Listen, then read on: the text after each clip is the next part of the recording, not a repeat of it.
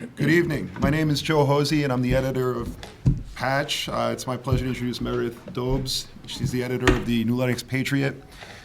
It's an honor for us to moderate this debate. All three candidates agreed to appear tonight. We have with us Mayor Tim Baldermann, who is seeking a third term. Tim is also the superintendent of Union School District in New Lenox Township.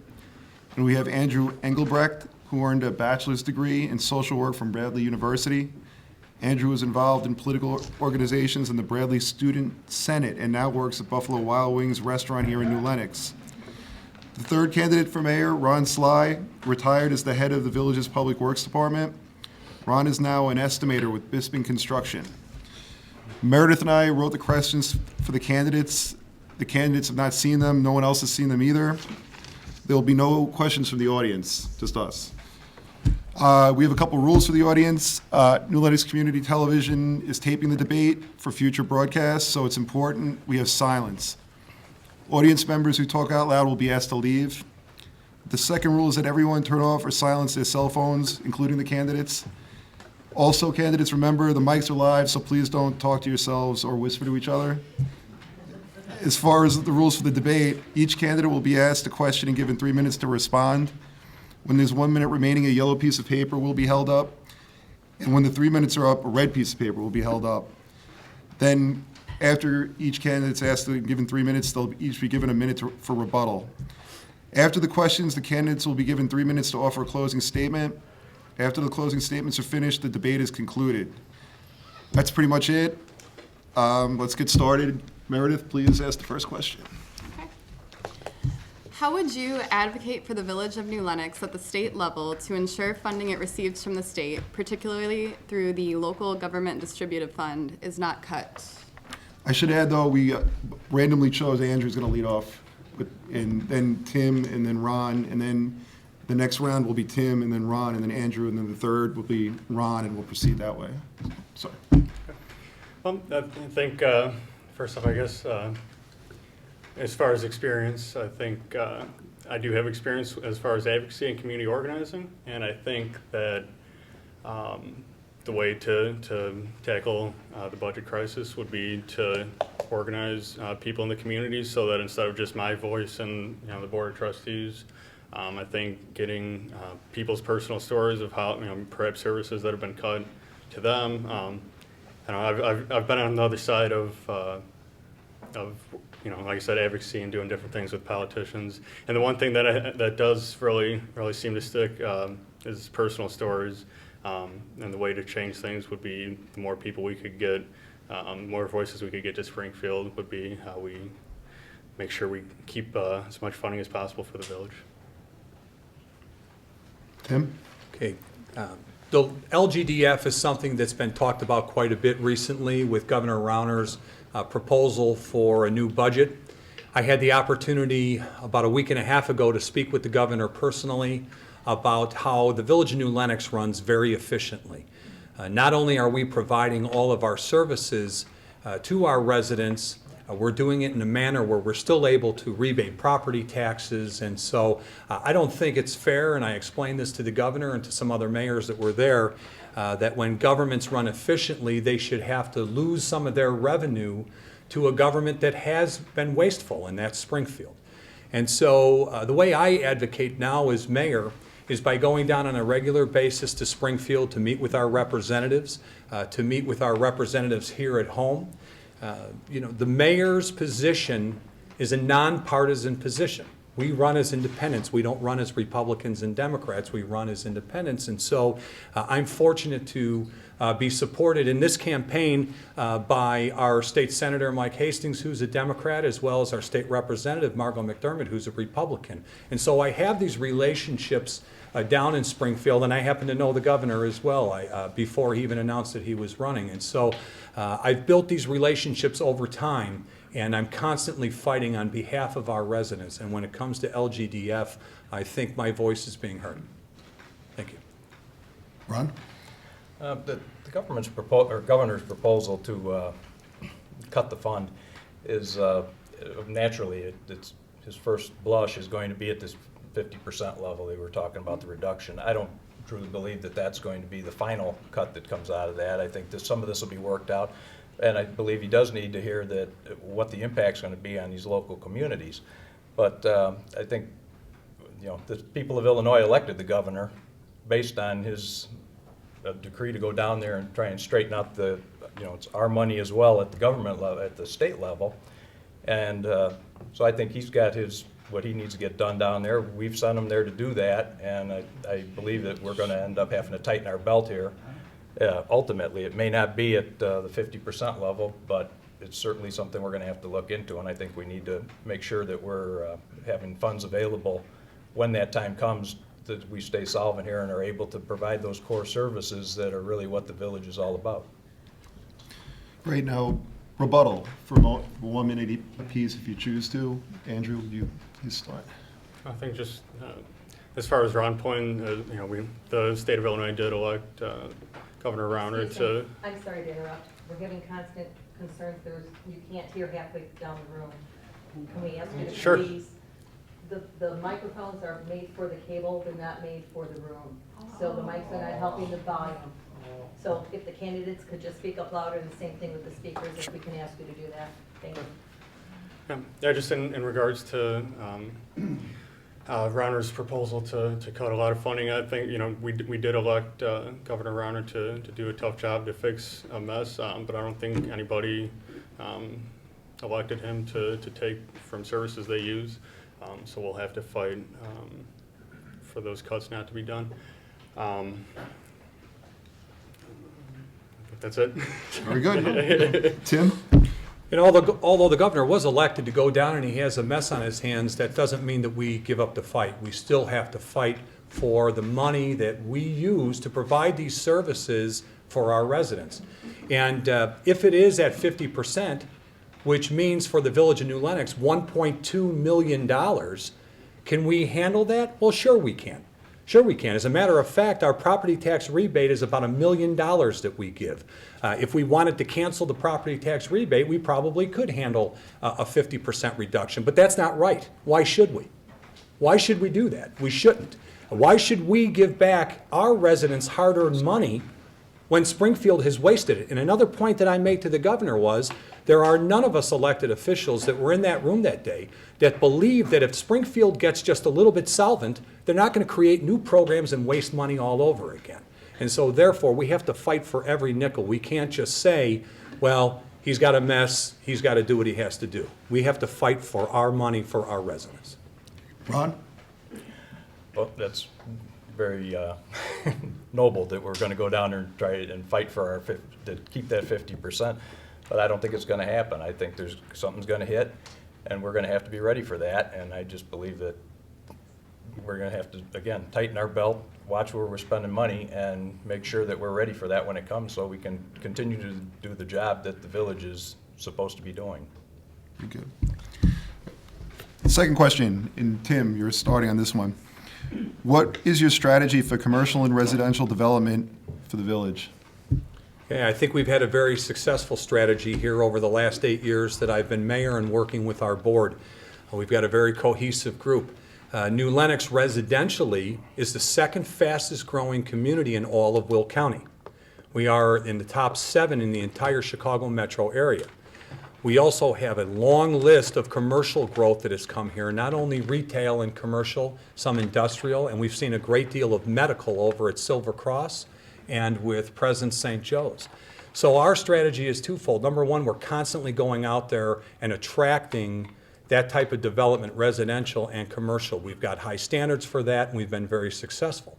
What we've also done is we have looked at some of the eyesore properties that are along Route 30, and we have partnered with private development to make sure that they don't stay vacant forever. You can drive at Route 30 in Cedar right now and see some of those eyesore properties that are gone. They were raised this week. A couple more are going down.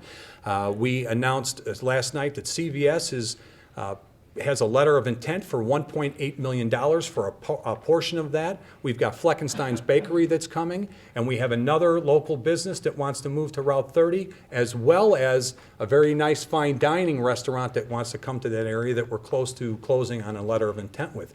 So what'll happen is the taxpayers will get all of their money back we'll have new properties, new construction jobs, new full-time and part-time jobs, new amenities for all of our residents to go to, be it restaurants or shops, and the sales tax that's generated from that day forward will go to build a new train station at Route 30. Ron? Well, you asked two questions, actually, with the commercial and residential development. Residential development in New Lenox, we spent years here, the previous boards, raising those residential standards. They have very nice housing stock out here. A lot of builders complain about it, but it's a good product, it sells, and we do very well in the community.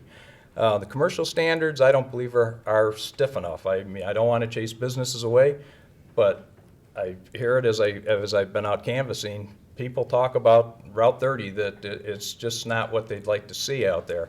That while those businesses are good, it's great to have that commercial base. They need to be held to a higher standard. We'd like to see some a little more aesthetic value down there with the landscaping, the way the design of those products, and some of the traffic flow around them to just make it a little more palatable to the community. Something that fits with the character of New Lenox, which is more of that hometown community. That's why people move here. I've heard time and time again, we don't want this to turn into LaGrange Road, and I believe, or not turn into Orland Park. So I think we really need to look at those standards and up them a little bit. So I'll leave it at Andrew? Yeah. As far as anything on my platform, it's about building a local-based community, and that means from the grassroots, from local owned, local operated, money that directly back into people's pockets.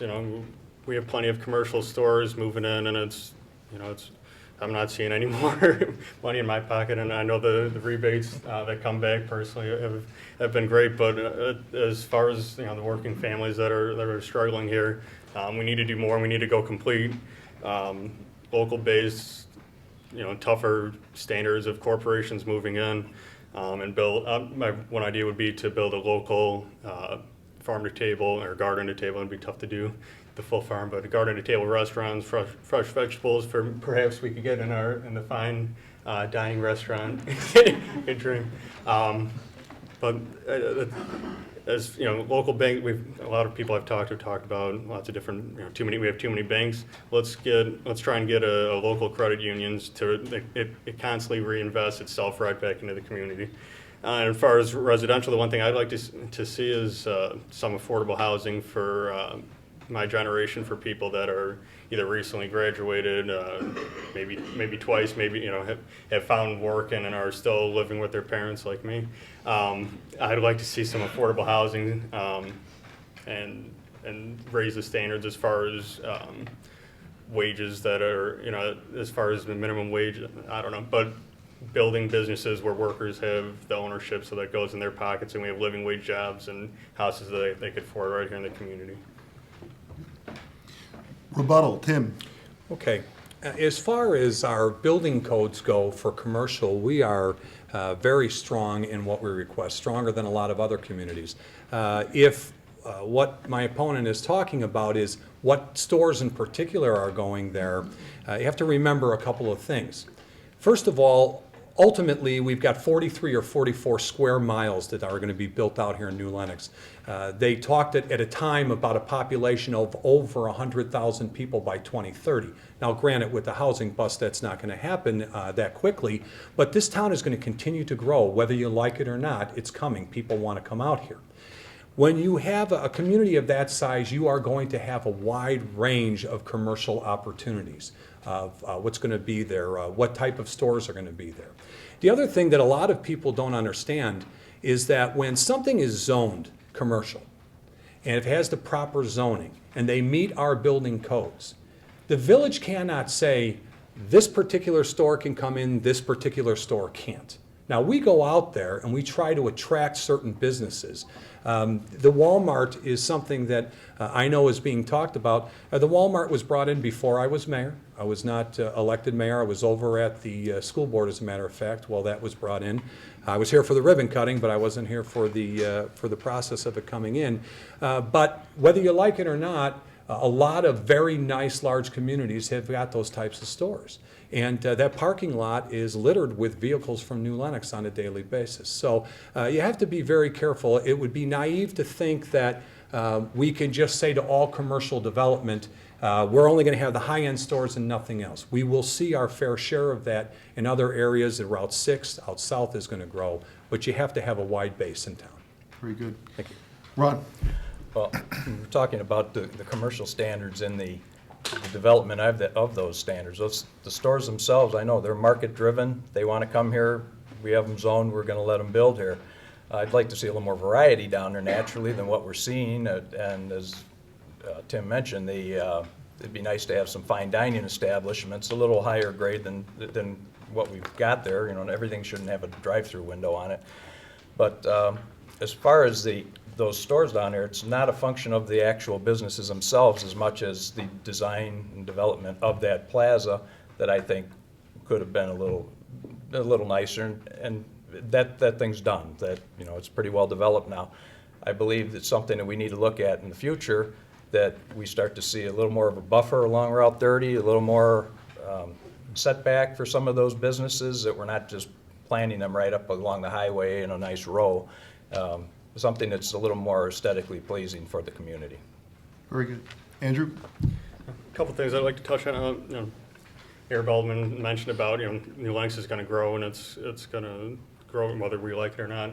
That may be true, and, you know, we could grow in a way of building into, you know, another commercial zone, another, you know, large shopping mall, or we could, you know, change direction and start, you know, moving away from all the, you know. I just want to say, you know, there may be a misunderstanding, you know, with people thinking, well, we can't build, you know, dictate what businesses come in. If people want to do something, then they could do it. They could, I wouldn't hold that, you know, the mayor has the power to declare an emergency and, you know, dictate curfew. I mean, there's power in what, you know, we could do, so. Oh, all right. Next question, Meredith?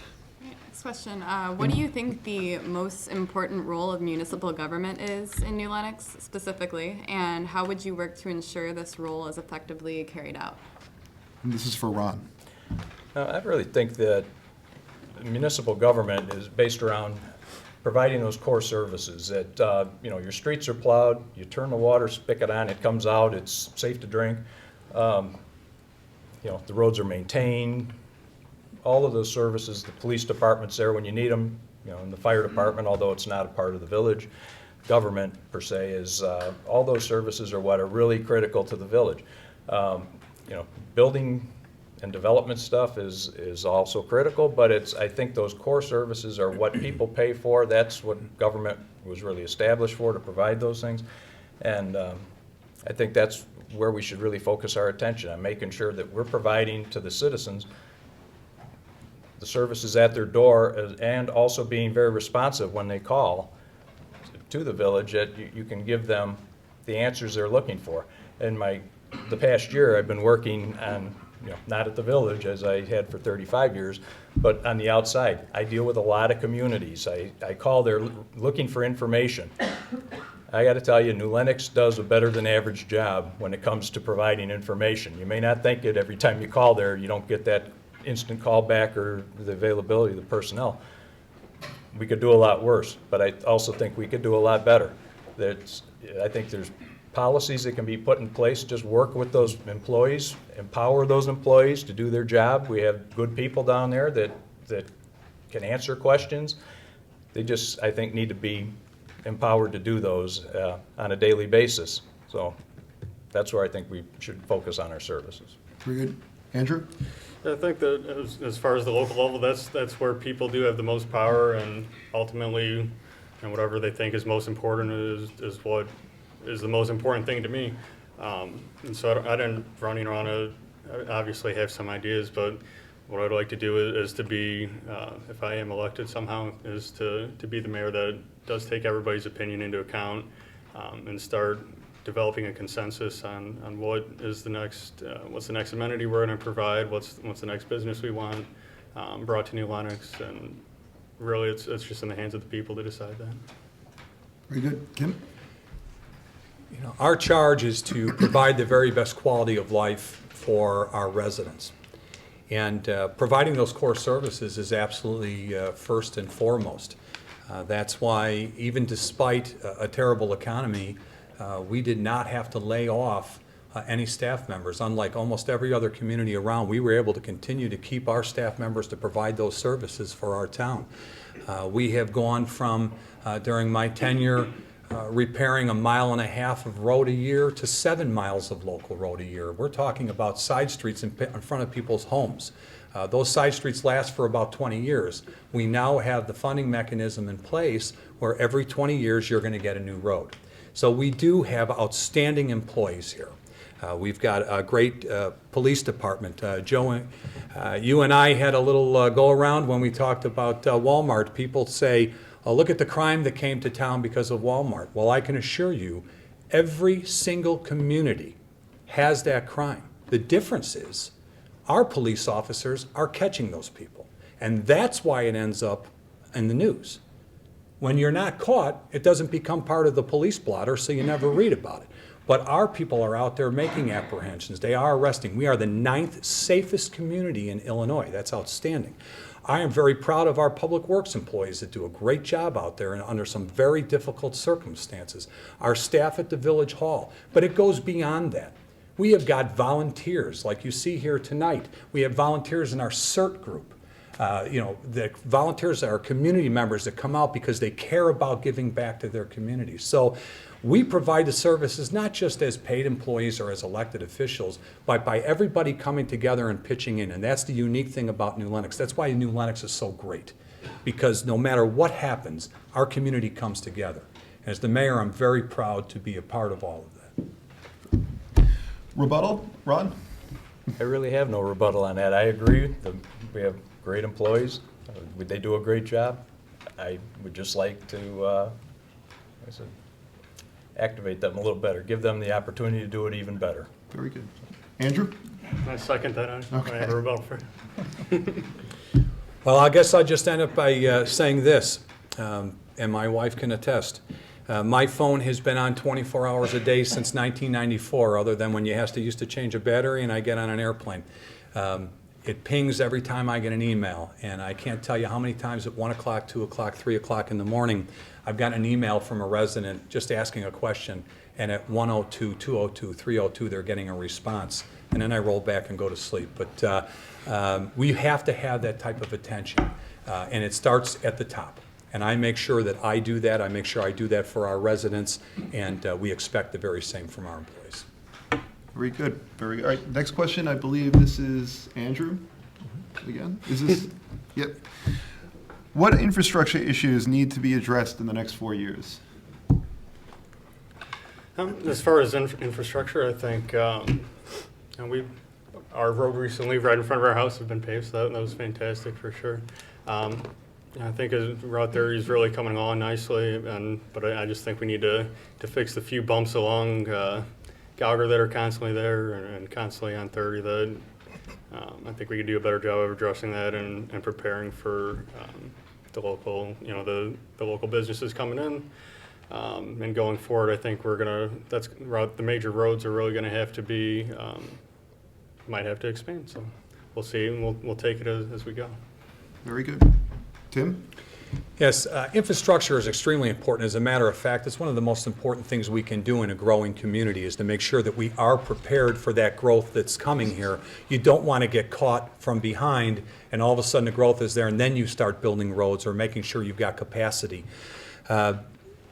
People don't always understand that those roads are not always village maintained. Gauger Road is not the village road, it's a county, and Route 30 is a state route. And in our community, we're interwoven with incorporated and unincorporated areas where we work with the township. So we work very closely with the township and the county and the state to make those road and infrastructure improvements, and I think we've done an excellent job. Route 30 was on the books for 25 years to be widened. Now, I'm not certainly solely responsible for that happening, but I can assure you that I pushed very hard with our state representatives to make sure that did get done. Also at Laraway and Cedar and Francis and Cedar, those were county jurisdictions residents primarily. But as the mayor working with our board, we said it's our residents that are being stuck in this one lane with stop signs. People forget that's how it was when I was elected mayor. We made the improvements there. Through my relationships and the board's relationships with the county, we went to 30 in Gauger and said, you've got to make some improvements there right now with all the truck traffic that comes. It's not safe. You've got a high school there, and that got pushed ahead of schedule, and that work was done. So roads are certainly a big part of it. One of the issues that's been a sticking point in this community for years is the wastewater treatment plant one over at 30 in Cedar. There is a smell that comes out of there that is second to none, and not in a good way. One of the reasons in talking with our Public Works Department is there was some homemade equipment in an effort to try and save some money that was used for years, and it kind of held up. It was a Band-Aid, it held up for a while, but it's not lasting anymore. We have to go out and get the commercial grade equipment to be in there. We're not a small community anymore where you can just Band-Aid and patch things. You've got to do it right the first time. Saving $1 today is not worth spending 10 tomorrow. Ron? Just a point of clarification, Gauger Road, there's a mile of Gauger Road that is the villages, north of Route 6 up to the city limits, almost into Lockport, and that it does get maintained. As Tim mentioned, some of the improvements that need to be made. Cedar Road is definitely an artery through town. It is maintained by the village from Illinois Highway up to Francis Road. And actually, is from snow removal, I believe that gets taken care of routinely further north of the bridge over Route 80 up there, just because it's the state comes out of Crest Hill for some reason to maintain that section.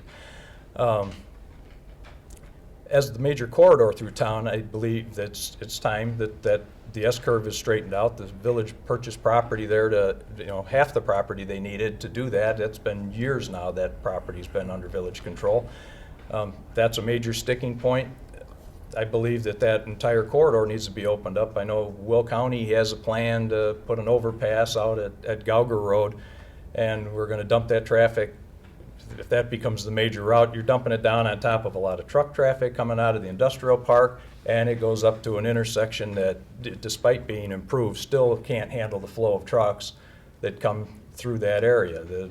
If you've ever been at that intersection and waited for the light turn and get the turn lane, 2 trucks go around the corner and then you can sit there again for another cycle to go by. It just doesn't flow right. It needs to be improved.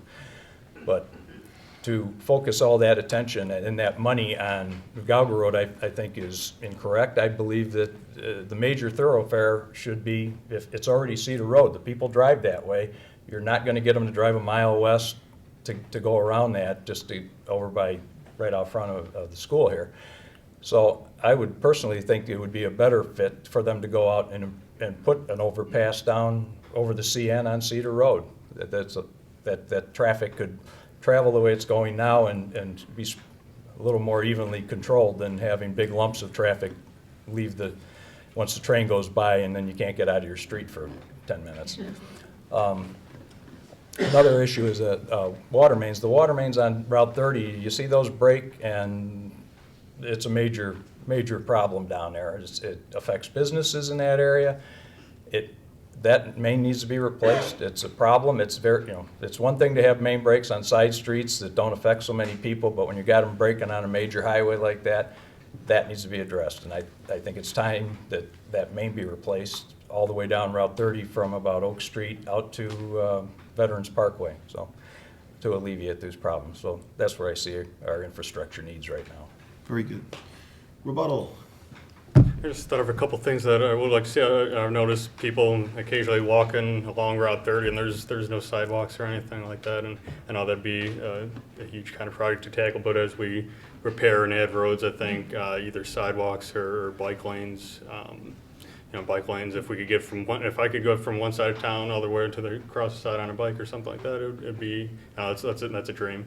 But as we make roads moving along, I think an extra lane for some space for people either to walk or to get by on bicycle would be a good way to address infrastructure. Great. Tim? Okay.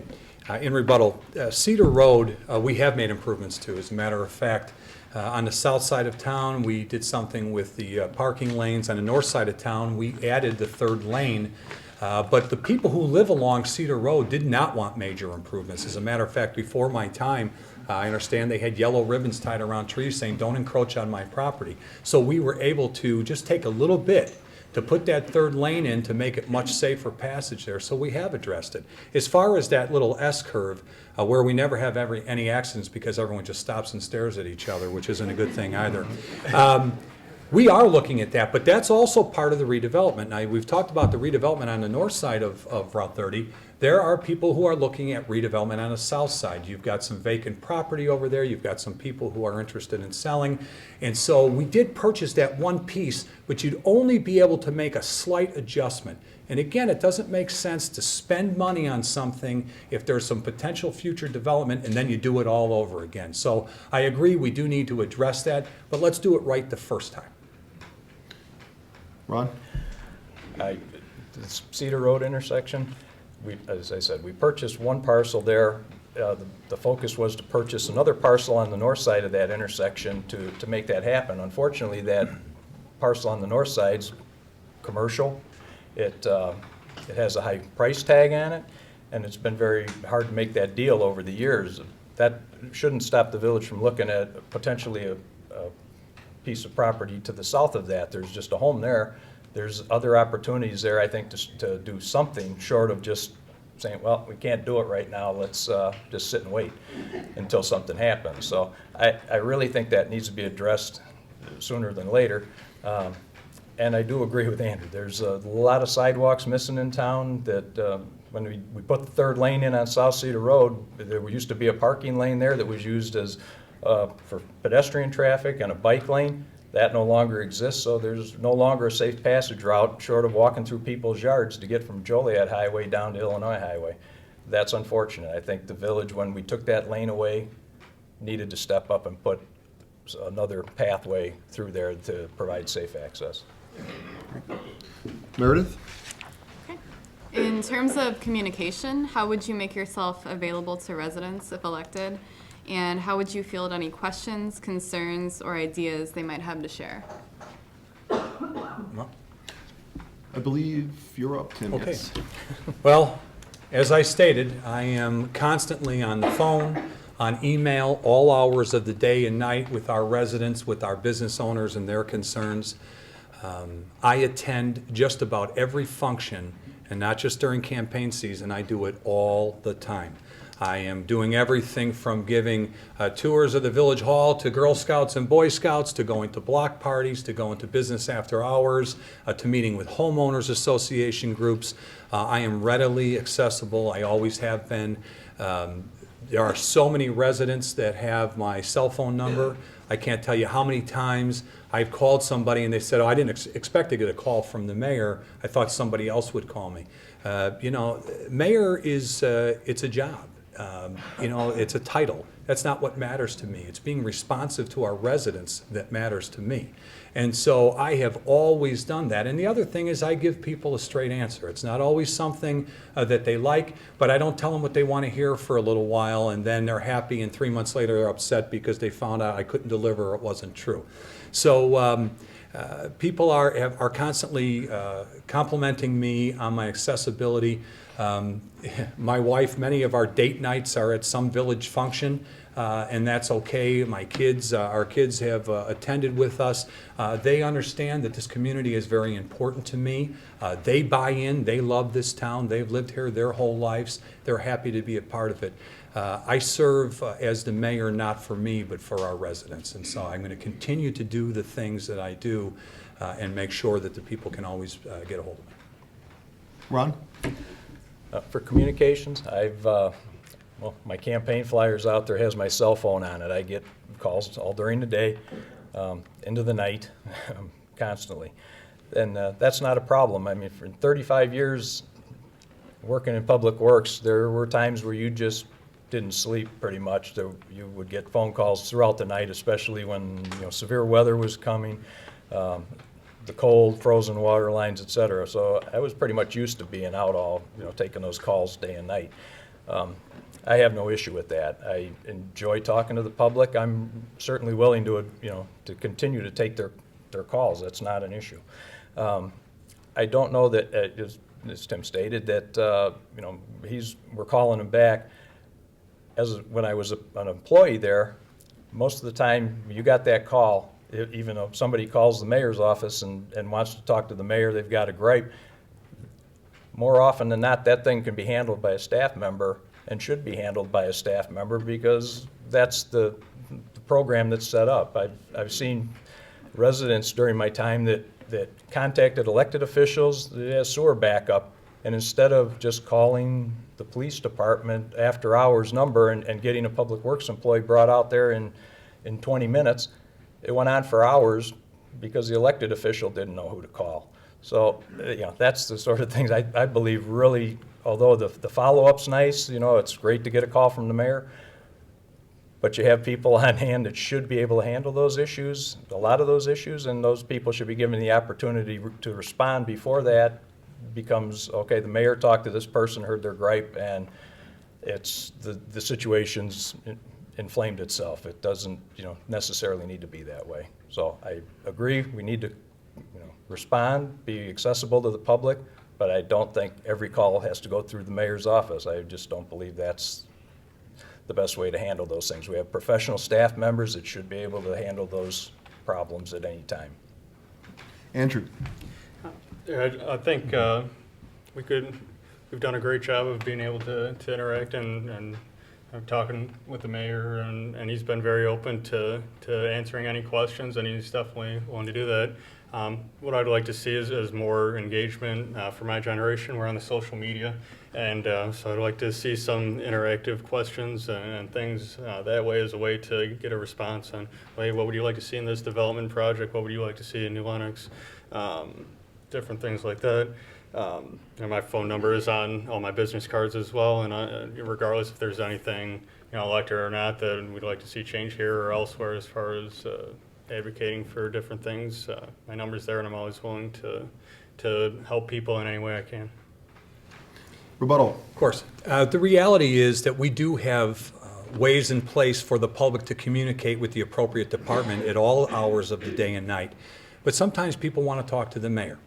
And should they call the police department or should they call the public works department? Sure. Yeah, that's the most direct avenue. But I would never tell anybody as mayor, that's not my job, you need to talk to staff. We've got great staff. What I do, and it's never happened during my time that anybody has called me and things have gone on for hours, and any one of our department heads or employees will tell you is, if I get a phone call, I'm immediately on the phone with the appropriate staff member and saying, listen, here's the name, here's the phone number, call them back. And what I tell those residents that call me is I say, you know what? We've got a great public works department, we've got a great police department. They'll handle your problem. If you don't hear from them or if it's not resolved, please feel free to call me back. And very often, I never get that call because we've got such a great department of employees here. But I would never say it's not my job. If somebody wants to talk to the mayor, I'm going to be ready for them. Very good. Ron?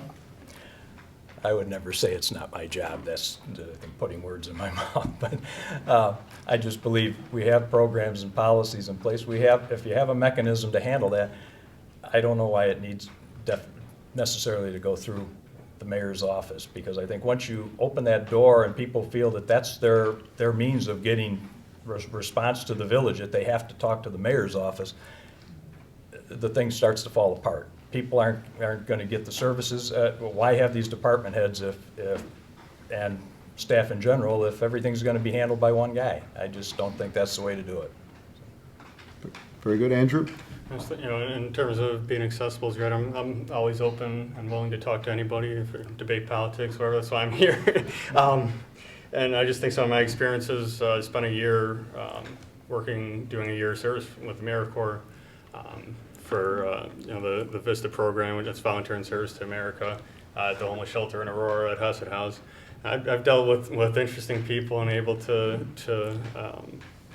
understand the struggle of what it's like to be, you know, from being homeless to you know, being a hardworking family, and I have the empathy and skills to be able to properly engage and interact and help members of the community. Very good. Ron, Sure. You're up first. Can you identify what you see as major opportunities for the village in the near future with regard to improvements or development? Sure. I think the biggest catalyst we have in New Lenox right now, and I think it's just sitting there waiting to explode, is the area around Route 6 at Silver Cross Hospital. I know that, you know, if there was, initially it was going to be these malls that were going to develop up there, and unfortunately those didn't come to pass due to the change in the economy. Yet that area continues to develop, albeit for the most part it's all just based on medical facilities that are appearing up there. Fortunately, as those medical facilities develop and the hospital itself, you're going to see a need up there for convention center, I believe, would be appropriate up there, hotels, and the restaurants that are going to follow that. I think that area is ripe for some huge development to occur. I think that it's coming.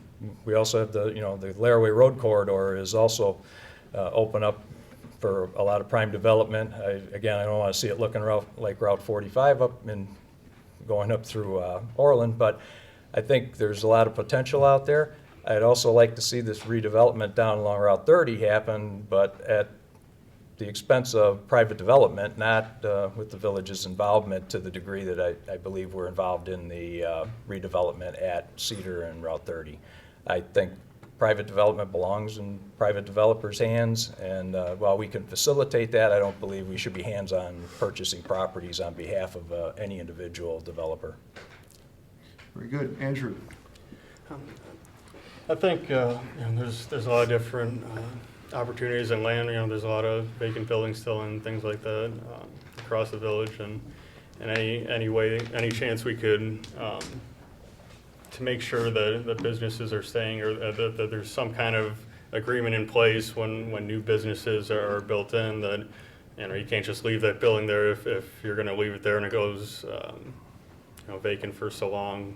Then it's in our village. We should have some right to dictating what happens to it next. Then if it's just going to sit there vacant, I'd like to see just the increasement of local space, and we have the commons area that's turning out very nicely. And I'd like to make sure that we keep it a public space where we could have additional public amenities.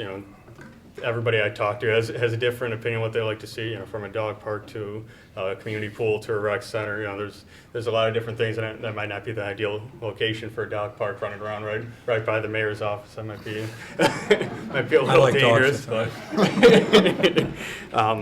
but yeah, I just like to, whatever land is available to keep local and stay local and build it, whether it's a large community garden.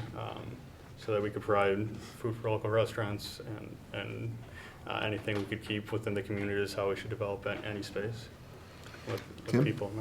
Okay, there are four major areas I'd like to talk about. Route 6 is certainly, that's the golden one right there in all of Will County. It is the prime real estate. I'm very proud to have worked to bring Silver Cross into this community with our board, and it was going to initially be a replacement hospital. As it turns out, we've got a children's hospital out there. We've got University of Chicago Oncology, so now people who are suffering from cancer don't have to go downtown. They can stay right here in our community, and we encourage that type of medical growth. Shopping malls are great, and sales tax revenue is great, but quality health care is number one. I'm proud that New Lenox is known for the quality health care that we have here. So we're going to continue to see that medical component grow.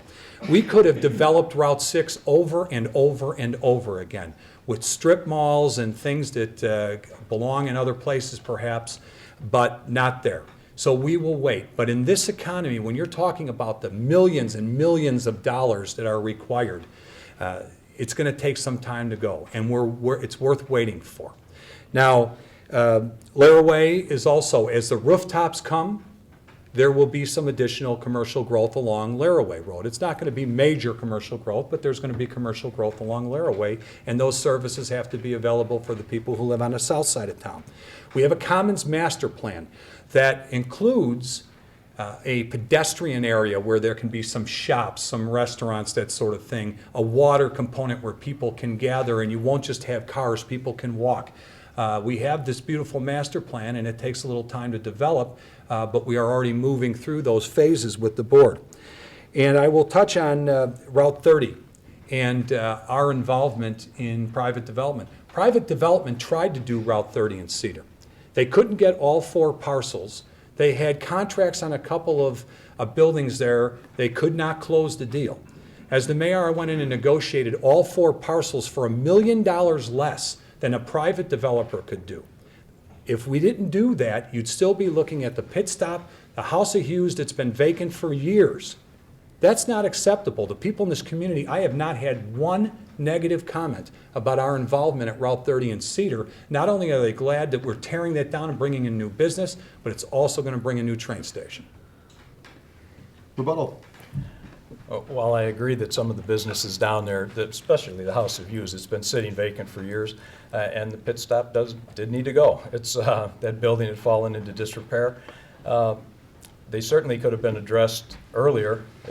I don't know that we needed to package that up, cut off Church Street, and then go in and take out 2 businesses that weren't necessarily in terrible disrepair or needed to go. We're providing a service here, and take them out of commission, especially on the taxpayers' dime. I understand it's going to be reimbursed. I just think that's a risk that shouldn't be taken with taxpayer money.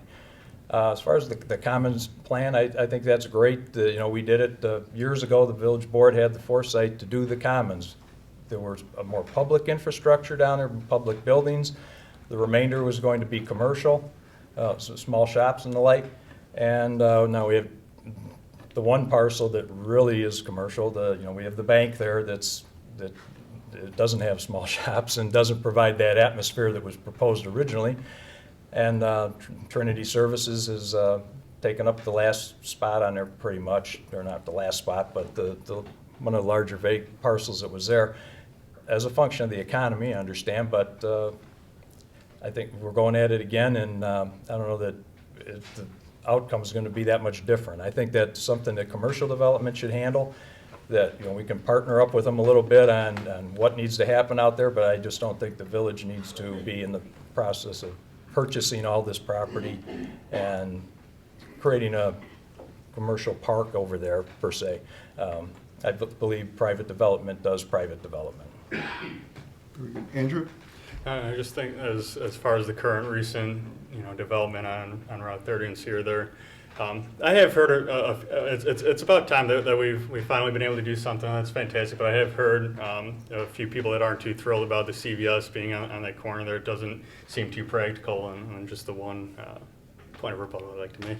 Very good. Okay, first of all, I'm proud to have Trinity Services in the Commons. They're a great partner and they serve a great community there, so I'm thrilled to have them here in the village of New Lenox. Our master plan does not call for us purchasing that property. As a matter of fact, we're just approving a master plan and we're going to work out with private development and tell them what we have in place. If we get involved, it would be involved in some initial infrastructure improvements to make it something that appeases to a developer. Someone that says, yeah, that makes sense, now I can go in and move. But we're not looking to purchase all the land and do that, so that's not accurate. But it's rather naive to think that we can just wait for private development to do everything. It's not going to happen. We partner, and before we bought those parcels on Route 30, we had already talked to developers. We already knew what we had in place. You just can't announce those things until they sign on the dotted line. So the risk was very minimal. It's just something that made a lot of sense for our community, and the people are overwhelmingly supportive. Very good. Now, Andrew, you'll get the next question from Meredith. Okay, to circle back around to funding again, should New Lenox lose any funding from the Local Government Distributive Fund in any capacity, what alternative sources of funding would you pursue? And if you had to cut expenditures from the budget, what would you cut? Well, I think as far as anything with the budget, you have to keep the primary services that people need. We need to make sure those are absolutely not cut. we're looking at, if the cuts are looking that dangerous to where those would be a limit, we're going to have to look away to invest in different ways of creating revenue. And I know that people hear that and that means more taxes. Not necessarily. I'll go hand pick all the vegetables myself and so. No, that's not. But I mean, that's if you're building locally through that kind of means, and that may seem like a joke, but I mean it's really not. It's I'm making light of the situation here, but I'm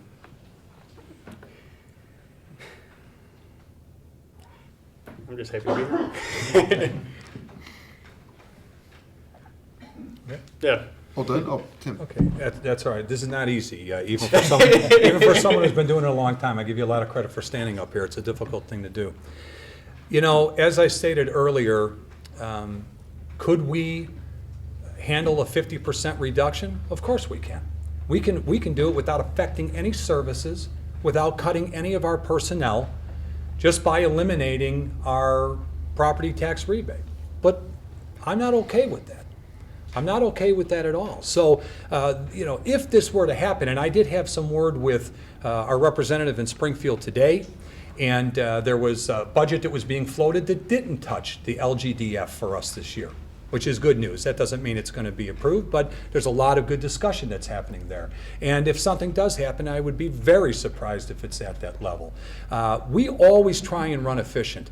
Even if the economy is good and the village is booming and you've got several months worth of reserves, you should still run as efficiently as you possibly can. What you don't want to do is cut services, and we would continue to provide those services so we have that quality of life for our residents. But we've eliminated vehicle stickers and pet tags, which was another over $1 million over the last 5 years. So there are things we can say to our residents that unfortunately, if this is the most dire scenario, where we have to say we can't give you this rebate back, well, okay, the services aren't touched. But we are continually out there looking for new commercial growth. We're getting it on a regular basis. We're seeing our sales tax generated at a much higher level. So I'm confident that we can weather any storm. But again, that doesn't mean we sit back and say, well, go ahead and take it because we run efficiently and we can afford it. We're going to fight tooth and nail so our people have everything they deserve. Ron? As I stated, I believe that it won't end up being a 50% cut at the end of the day. I think there's, the governor doesn't make all the decisions. He has to get that through the state legislature. And I think New Lenox is in a very good position right now. As Tim said, they have, there's money right now that's available.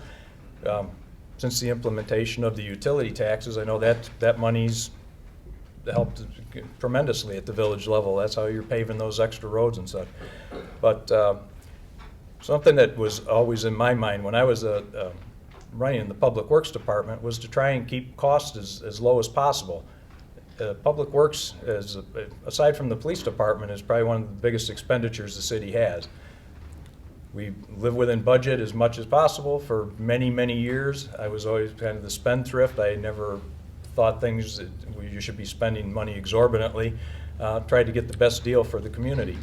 That's just kind of the way I'm wired. I'm kind of a cheapskate when it comes to that. Not to short anybody on their services, but to make sure that when we're building buildings, we're buying cars and the like, it should all be cost effective as much as possible. You need to consider that we work for the taxpayers. We're not in the business of just taking their money and doing what we want with it. A little vanity doesn't play well with the taxpayer. So I think that's something we could focus on. Very good. Rebuttal, Andrew? I think ultimately, it's the correct thing that those cuts are not going to be as severe as the governor is proposing. Like I said, if any, the best thing we can do as a community is to organize around not having those cuts happen at all in the first place, and having everybody's voices heard to Springfield so that they don't happen. We don't have to worry about any of that. Tim? I will say Ron worked for us. He was concerned about the budget. He did a good job of trying to be as efficient as he could down there, and certainly As the mayor and a resident, I appreciate that.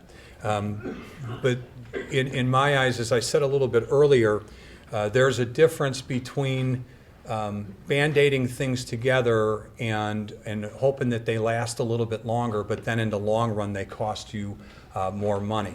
And so, I'm all about providing the services for our people at an efficient level. And our philosophy has been, and we have lived by this, we take what we need to provide the services and we give the rest back. And that's what we've been doing, and that's unique to just about any other community around. Ron?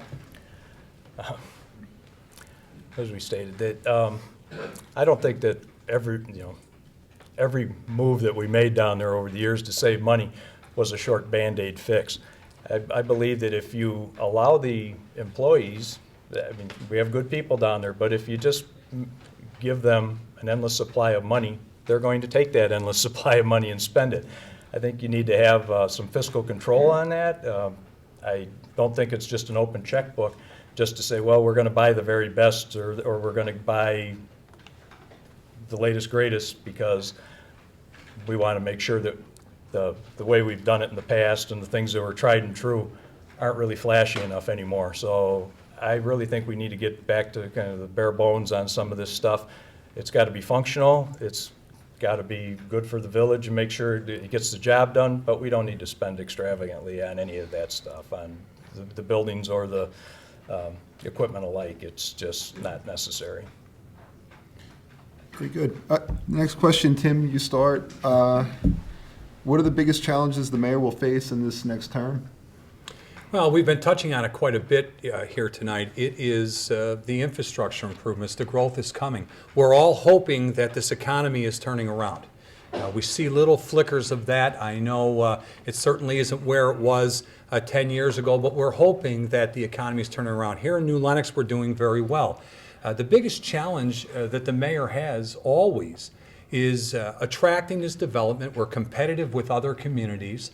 It is having the ability to have that infrastructure in place before the residents come, before the development comes, so you're not like LaGrange Road where you're trying to do it after the fact. And the other challenge is working with our representatives at the county level in Springfield and in Washington. And that happens quite a bit. And so, I'm fortunate to have that experience, to know those people, to be able to work with them, to represent New Lenox. There are mayors from all over the state that go to down to Springfield and try and fight for their community. But we've got good representatives here that we work with, and we've been very successful. So making sure that we stay ahead of that growth is really the biggest challenge that faces the mayor. Ron? I agree that we have to be ready for the commercial growth. In my current job, I see a lot of money freeing up, especially in the private sector. You're starting to see a lot of jobs. That's what I bid jobs for a living.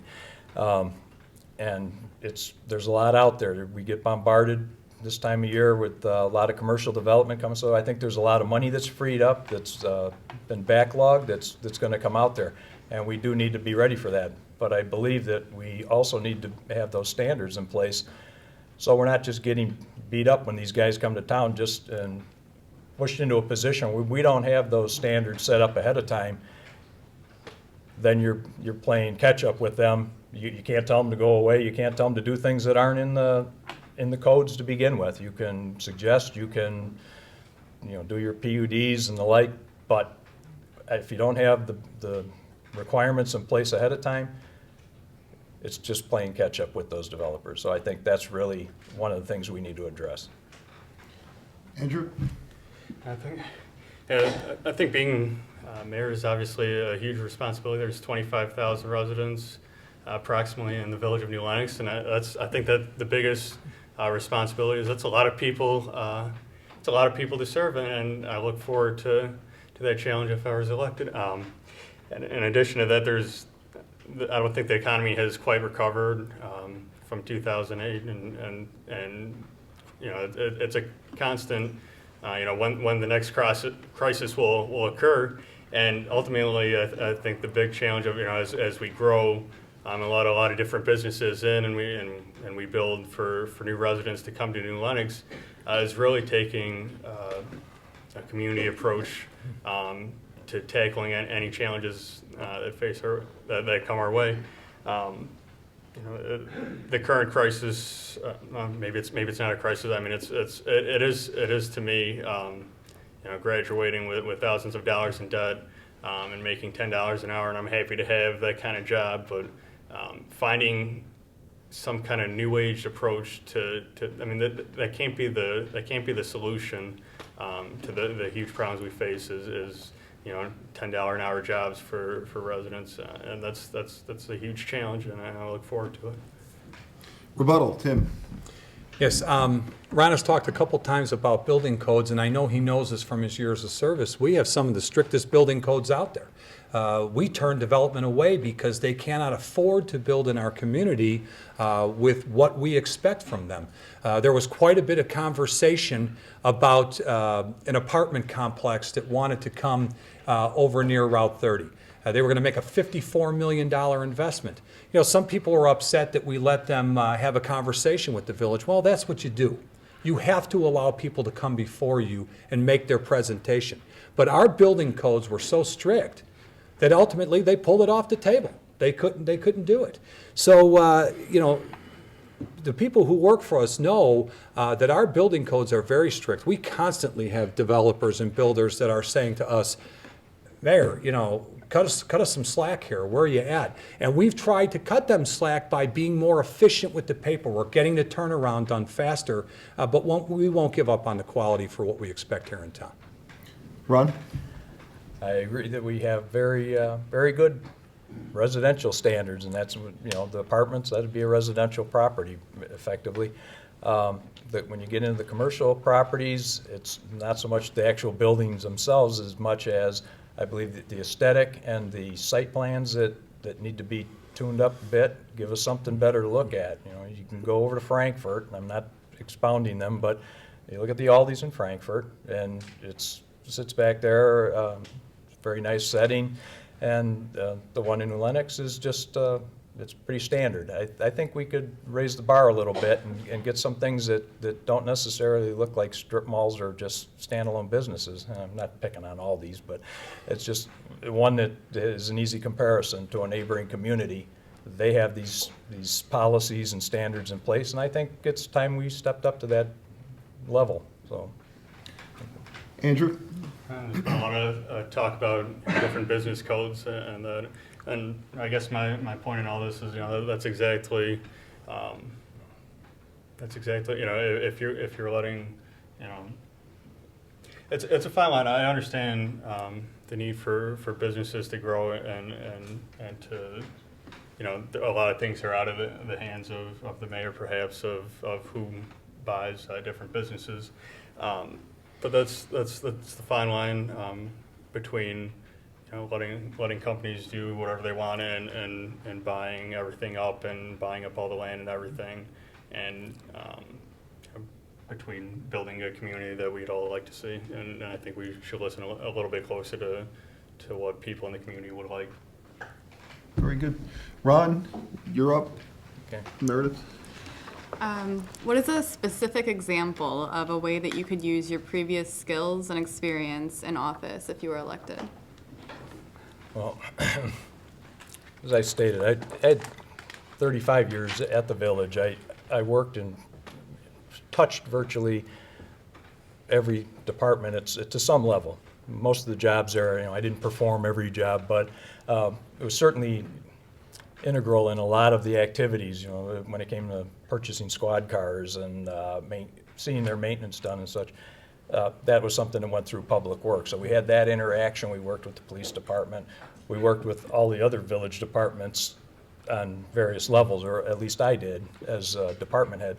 And I believe that experience is really the gist of my candidacy here, is that I'm able to bring that experience to the table. I think that's what makes me a viable candidate here. A great candidate for mayor, as opposed to just walking in off the street with, not that there's anything wrong with that. People, everybody should have that opportunity I just think I bring a little more to the table in knowing how the village works and what things can be done to change some of the ways it works, to make things better for the community, make us more responsive to some of these concerns. So that's my strong point. Andrew? Obviously, experience is probably the question that I think most people would want to hear. Why the heck, you're only 24 years old, you haven't been in public government and all, and that may be true. But I will tell you what I have experienced. 24 years of living in New Lenox, I have firsthand experience, most recent experience of the education and what it takes, to get prepared for this generation of jobs and the outlook of future employment. I have different experiences from different advocacy and community organizing, so I understand Robert's Rules of Order. I know how to run a successful community meeting. I know how to.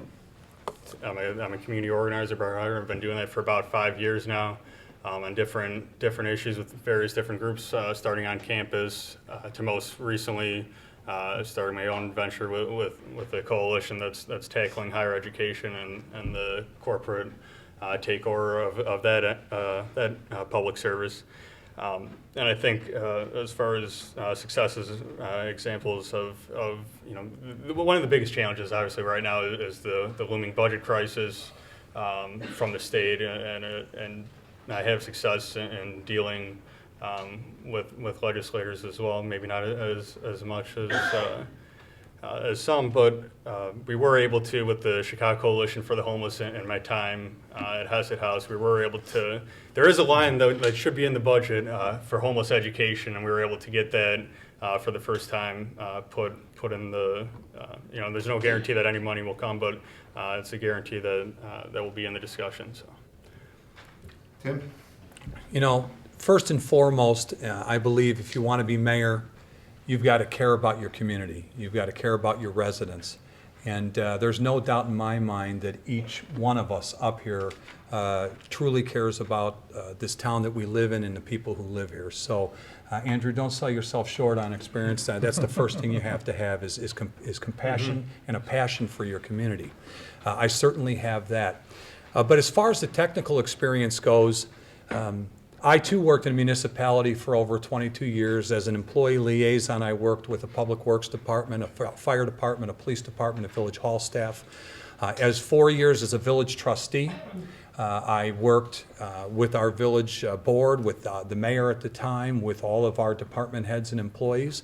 I also then went and served for 2 years as a school board president, which is really a great deal of experience because as the mayor, you need to work with the other governing bodies in the community, and I had an opportunity to do that. And then the last 8 years as mayor, I certainly believe I've grown in that position where I now have got a great deal of experience dealing with state and federal government, with county government, with all of our local government. I've had great exposure to our residents on a regular basis to hear what their needs and concerns are. So I feel I'm definitely have got the qualifications that it takes. I'm very proud of the track record, and I want to say that the mayor is the leader of the community, but the truth is I have 6 outstanding board members that I've worked with for the last 8 years.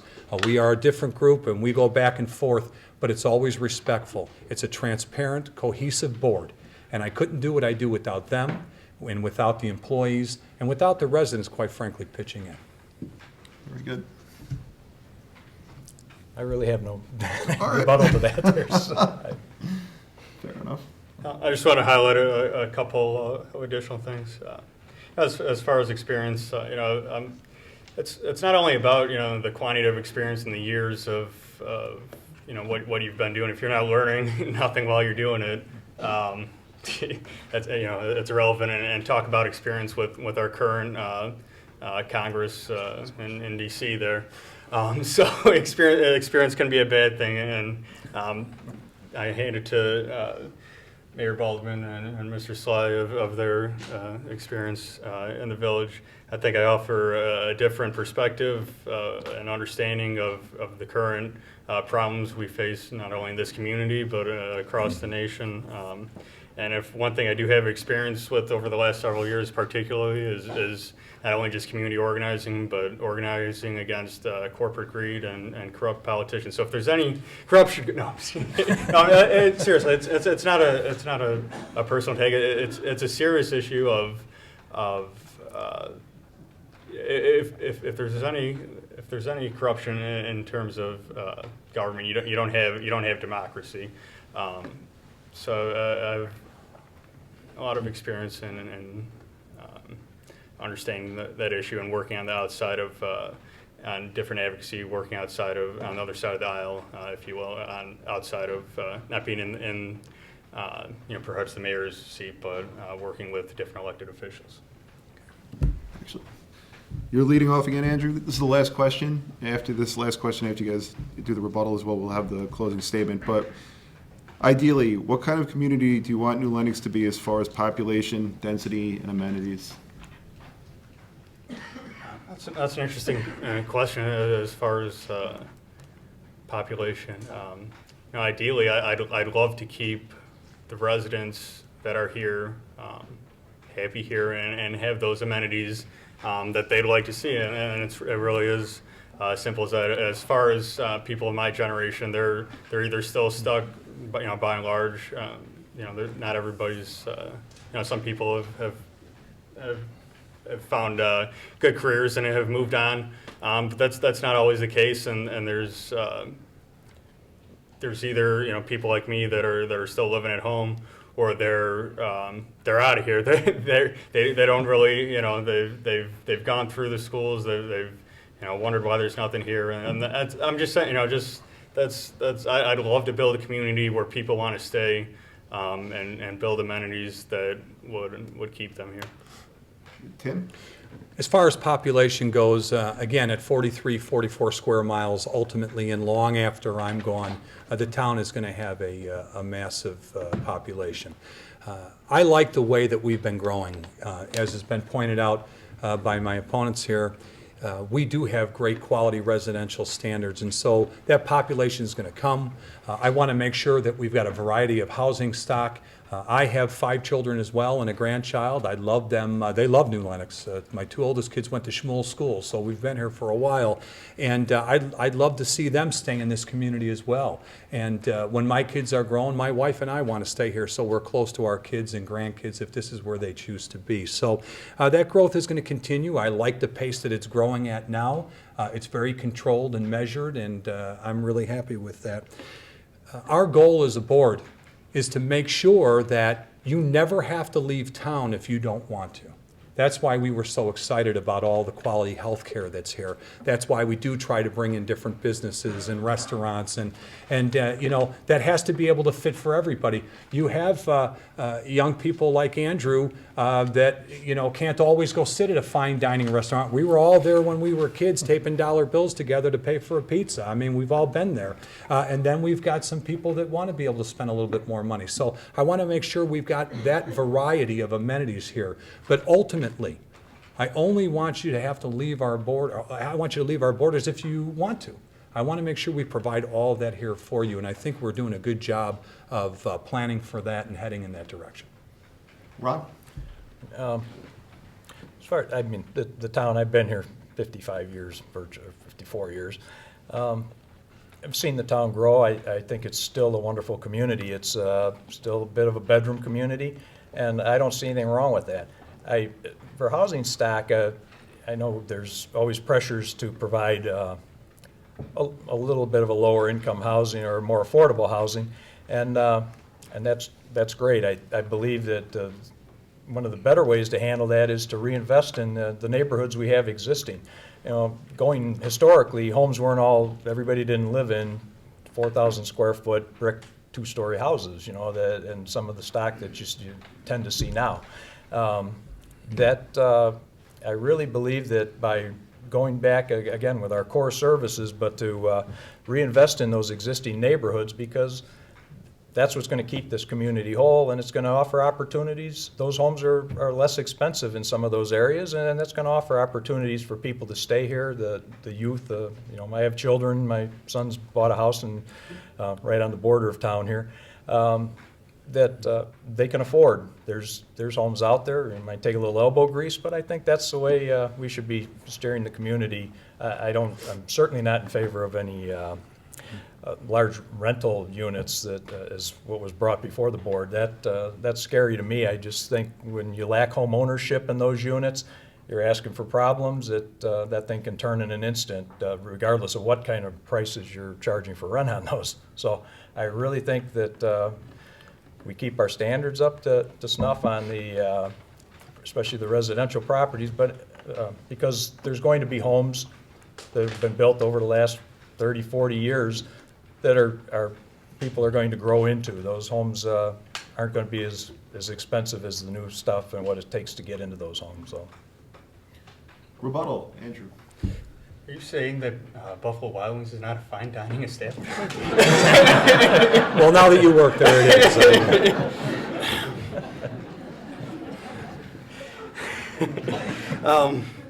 As far as the home ownership issue, I mean, if rented or owning, I mean, how many of us really own our homes when the last couple years until recently, the Chase Bank was trying to take away our house.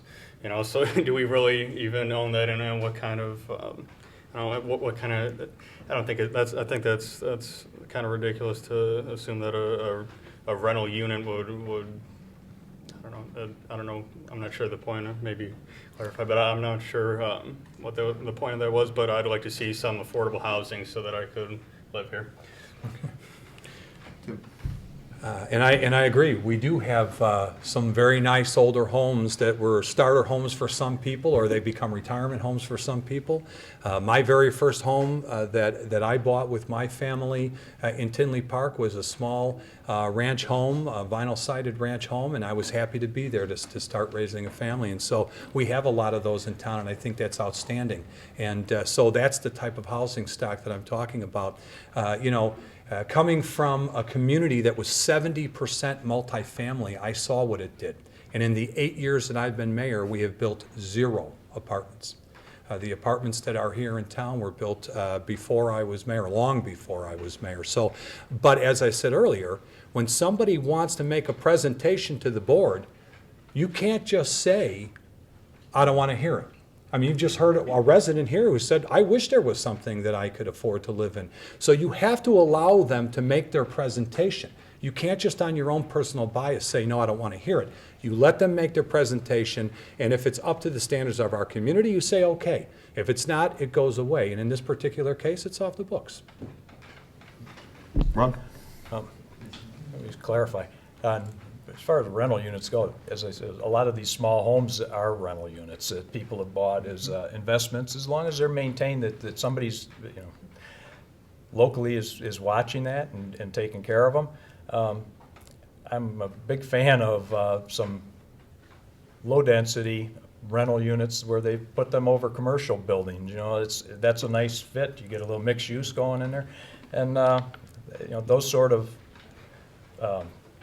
housing stock, for that purpose, I think is a good fit in town here. It's something I think that as some of this commercial property develops, you're going to see more and more of, and I'm certainly agreeable with that. I just don't believe in the high density, numerous units in one building, multi-stories packed in there. It's just, I think it's a recipe for disaster. You're just waiting for something to happen at those units. So. Very good. That's it for questions. We have closing statements from each of you. Randomly, you're starting us off, Tim, if you're ready. I'm happy to do that.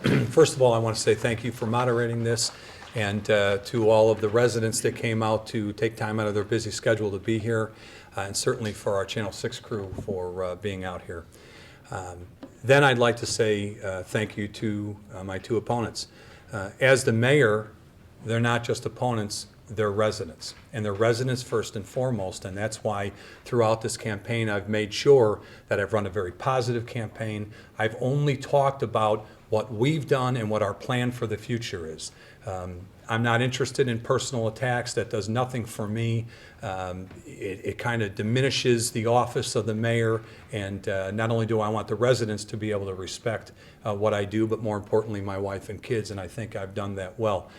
So if I am fortunate to be reelected, I certainly would welcome both Ron and Andrew. You've got two different types of community members, two different experience levels, but certainly people who had the courage to put their name on a ballot and go out there and work hard to be a part of what we're doing here in New Lenox. I would welcome that with all of our residents. And so it's been my pleasure to serve this community in many different roles, but certainly the last 8 years as mayor. I can tell you that every once in a while talk comes up about term limits. And here's my feeling on that. First and foremost, every 4 years the people have their right to impose their term limits. I do believe that there gets to be a time where it becomes nearly impossible to beat somebody who's been in office for far too long. But you have to look at each individual office. And when you look at the mayor and you look at a town and how a town grows slowly, it doesn't happen overnight. Fortunately, we can't print our own money. Fortunately, we can't just do whatever we want. We're not the state and the federal government, so things take a little slower. And I can tell you from my years of experience in dealing with outside developers and people who want to come to the community, if there's rapid turnover, if they feel like what's going to happen next, they're a little hesitant to get involved. That doesn't mean that people shouldn't run. I'm glad there's opposition, but there's a lot to be said with stability in local government, and I'm very proud of what we have accomplished. I want to say thank you for the support and endorsement of all the 6 board members that I work with and of all the many good residents that have been out there working for me. And if you're not behind me and I win, I look forward to working with all of you as well. Thank you. Ron? Yeah, well, I'd like to thank the press and Channel 6 provided this opportunity, and the citizens for listening to us. I don't know if this is live or this is, no, this is being, I didn't think they were hearing it tonight.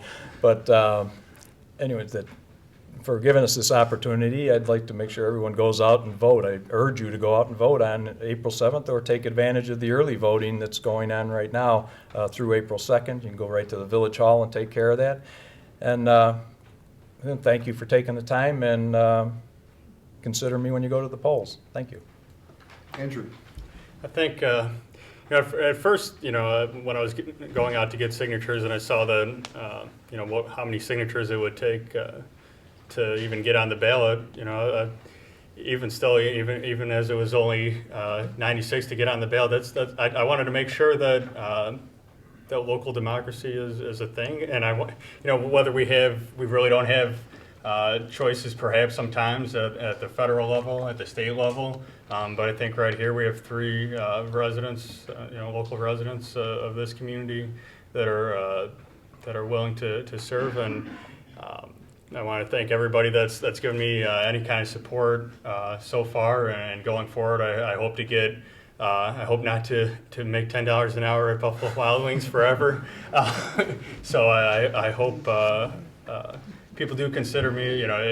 If you like the current mayor and administration and things that are going for it, by all means vote for him. If you want to get Baldermann out, no matter what, vote for the other guy. If you want, that's truly how I feel.